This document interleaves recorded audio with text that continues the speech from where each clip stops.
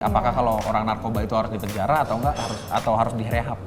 Ya sekarang kan kita lihat dari sudut pandang secara ini aja lah, secara hukum lah ya. Memang kan kalau sejauh yang Bapak lihat yang namanya orang pecandu narkoba itu kan bukan bentuk kriminalitas. Dia adalah korban sebetulnya. Tapi yang disebut kriminalitas itu kan orang yang menjual narkobanya. Kalau bisa tuh yang kena itu lebih baik direhab. Dimanusiakan lah. Karena kita dari direhab itu kita bisa ada pertanyaan kenapa bisa ngelakuin. Kan di sini dilihat juga dari sudut keluarga, misal keluarga, apalagi kan kita sebut di era milenial ini kan yang namanya keluarga itu nemuin anak aja cuma pakai handphone. Nemuin anak cuma pakai CCTV dong. Oh anak gua masih ada di kamar gitu. Iya benar-benar. Kurang perhatian ya gitu. Komunikasi langsung udah jarang. Jangan salahkan kalau orang itu bisa menyimpang anak ini untuk melakukan hal-hal baru karena ini ya dia ingin menunjukkan juga sama teman atau protes sama keluarga, protes sama lingkungan. Ya sebetulnya udah tugas bersama, tugas aparat hukum, tugas lingkungan, tugas tokoh agama dan orang tua. Benar. Kan gitu. 5 elemen ini kalau udah berjalan dengan baik, insya Allah nih generasi kita ke depannya nggak ada lagi tuh yang namanya kenal narkoba. Amin. Iya kan? Terus Kalau kita udah keras, hukum lembek kan susah juga. Misalnya hukum ada kepentingan susah.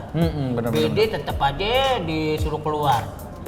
Daganginnya sama juga bohong ya kan? Bandarnya ya. Terus kalau misalkan menurut Bakti nih ya, kebanyakan tuh yang kena itu kan kayak artis, terus kayak kemarin juga sempat mungkin orang yang punya kuasa lah ya bisa dibilangnya. Itu apa emang inceran-inceran narkoba tuh emang orang-orang kayak gitu apa gimana? Iya bang tuh. Ya sebetulnya mah kalau kita bilang begitu tuh kan terlalu naif kali ya. Karena kan kita sifatnya jadi menuduh. Yang Bapak bilang tadi, kenapa kejadian kayak begitu? Yaitu kita bilang perangkap hukum kita itu lemah. Kalau tidak lemah kemungkinan tidak ada kejadian seperti ini. Kedua, artisnya dia tidak mau belajar dalam hal hidup. Padahal lu nyari duit udah susah, ini udah susah. Apalagi zaman sekarang era tahun 2019, kalau kita masih melakukan hal-hal yang begitu, itu pembodohan. Udah nggak cocok zaman sekarang kayak begitu. Mungkin cocoknya tuh kayak apa? Kayak presiden Filipina tuh kemarin dulu sempat trending. Pokoknya pakai narkoba, bandar apa segala macam yang bersangkut pautan dengan narkoba langsung ditembak di tempat tuh. Ya memang iya harus begitu. Tapi kan kadang-kadang di sini kita bersentuhan sama HAM. Karena kalau HAM ini kan melihat dari sisi birokrasinya aja tentang HAM. Tapi kepengennya dia lihat di lapangan atau begini flashback ke dirinya, seandainya anak lu nih jatuh, apa ucapan lu? Kebanyakan orang Indonesia gitu ya. Makanya kita bilang harus kita combine kita antara hukum, Komnas HAM, sama manusianya nih, SDM-nya. Ini harus berpikir bareng. Apa sih efeknya ini? Kan gitu. Kalau udah tahu nih tiga-tiganya aman. Bang Bopak, tadi kan Bang Bopak bilang narkoba itu buat orang yang pengecut ya, yang nggak pede untuk memunculkan kepercayaan dirinya. Tapi kan ada nih salah satu politisi yang memang terjerat yang kemarin lagi trending topik. Kan kita tahu dia punya kekuasaan, terus abis itu kayak kita ngeliatnya tuh kayaknya nggak ada lagi deh yang perlu diminderin di hidupnya dia. Nah kalau Bang Bopak ngeliat kenapa orang-orang seperti ini kok bisa masih juga terjerat narkoba tuh kenapa sih Bang? Yang jelas mah gini aja. Kenapa seorang politisi itu sampai bisa terjerat dengan narkoba juga? Mungkin dia merasa secara birokrasi dia kuat. Istilahnya dia beranggapan dirinya ini bebas hukum. Kebal hukum lah. Kebal hukum. Kedua, apa yang dilakukan orang banyak tidak akan tahu. Ya kan? Yang ketiga, gue aman, gue punya kuasa gitu. Ternyata itu kan semua. Nah lawan politiknya mungkin tahu kayak begini. Nah, kalau yang Bapak lihat Pak, kita menganggap dia mah bodoh, udah gitu aja. Mesti banyak belajar. Banyak. Lu telat gitu. Iya kan? Belajarnya telat. Lah iya belajar telat. Nah, kalau narkoba nih, biasanya kan kalau macam-macam narkoba itu ada macam-macam efeknya. Banyak. Efek paling bahaya dari narkoba yang menurut Bang Bopak yang setahu Bang Bopaknya apa? Semua narkoba apapun bentuknya itu sebetulnya efeknya sama. Merusak istilahnya motorik kita kan. Otak kiri sama otak kanan ya kan.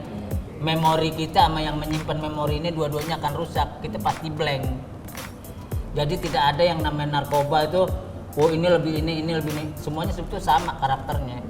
Cuman beda nama aja. Misalnya ganja Oh, iya. Ganja kita ngisap lebih banyak imajinatif kita ya kan, halusinasi kita, tapi tetap aja efeknya ke otak.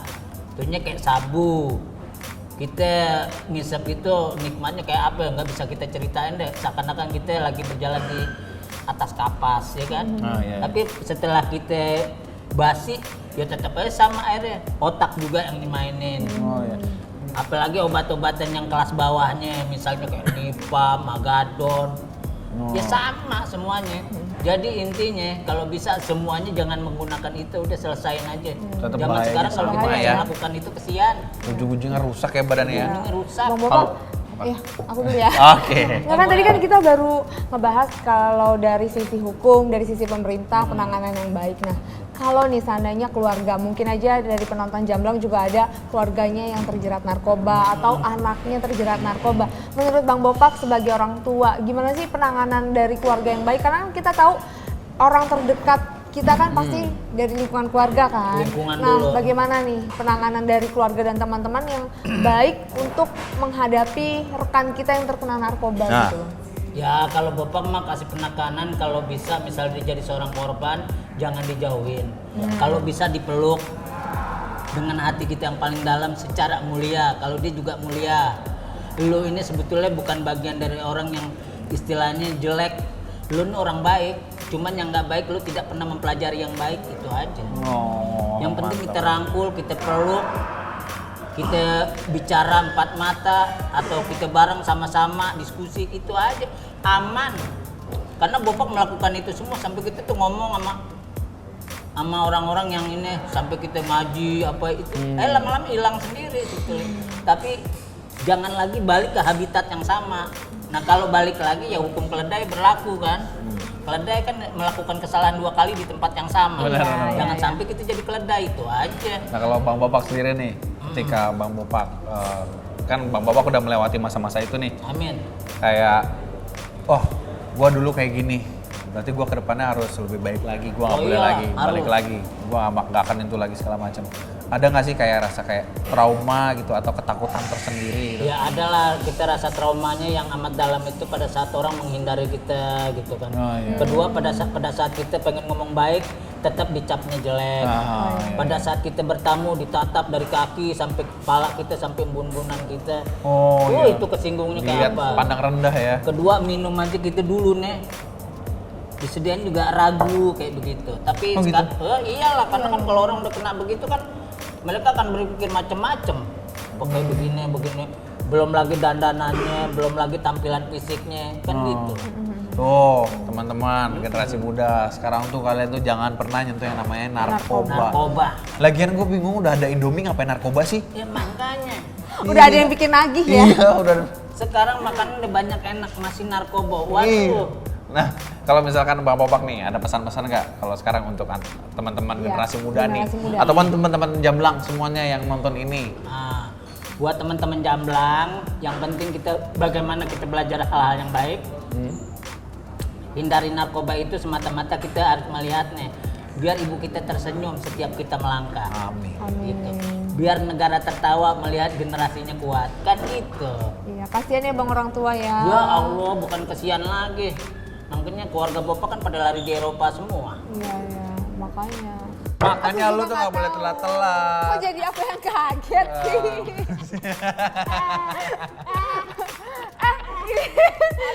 Kan sering nonton. Intan cakep-cakep ya. Aku nggak latah, cuman kaget aja. Jadi tadi aku tuh berencana mau ngagetin Bang Bopak, tapi dia ngagetin duluan terus aku yang kaget. Ya. Dari jauh, Nah. serangan jarak jauh ya. Jadi bisanya dari jauh. Iya dong, iya. Bang Bopak punya nggak nih pesan-pesan atau campaign nih buat generasi Oh bukan muda? gitu, bukan Apa? pesan-pesan gini. Misalkan nih Bang Bopak terpilih sebagai calon presiden. Aku salah ya. Calon presiden. Ternyata aku salah mengerti. Coba oke.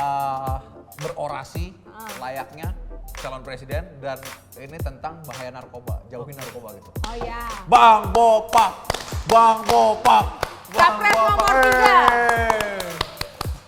3. Assalamualaikum warahmatullahi wabarakatuh. Waalaikumsalam. Bang Bopak sebentar boleh berdiri?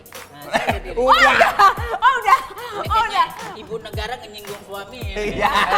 Waduh. Oke Bang. Kalau seandainya Bopak terpilih menjadi Presiden Republik Indonesia, program pertama Bopak melindungi generasi Indonesia, generasi milenial jauh dari narkoba. Kedua, Bopak akan memerintahkan aparat hukum menghukum sekeras-kerasnya pelaku narkoba, yaitu pengedar dan kartel-kartelnya katanya. Pembuatannya. Yang ketiga, siapapun rakyat Indonesia kalau ngelihat foto Bopak harus menunduk, tidak boleh melihat presidennya. Kenapa tuh? Malu lihat mukanya. Terima kasih Bang Bopak. keren. Terima kasih. Makasih. Kita udah mendapatkan banyak ilmu, kita banyak Bisa orang lagi kerja juga. jangan digituin wah.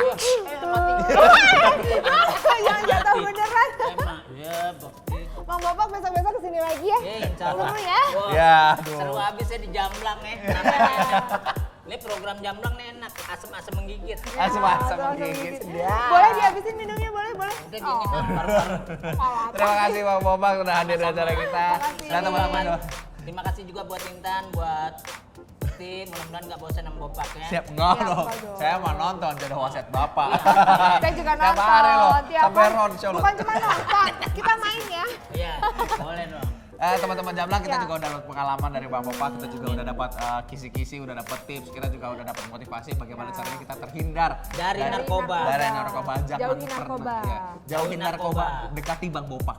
Oh iya, dekati Bopak. Wah, pasti mengsong mukanya. Oke, terima kasih, sampai ketemu lagi di video Jamblang berikutnya. Saya Bagja Perkasa. Saya sama Dina. Dan juga- Saya Bopak Castillo. Sampai jumpa, dadah. Bye. Bang Bopak, terima kasih banyak. Bang. Bang Bopak sama-sama. makasih. Makasih banyak ya. Ini Bopak naik pesawat nomor berapa nih?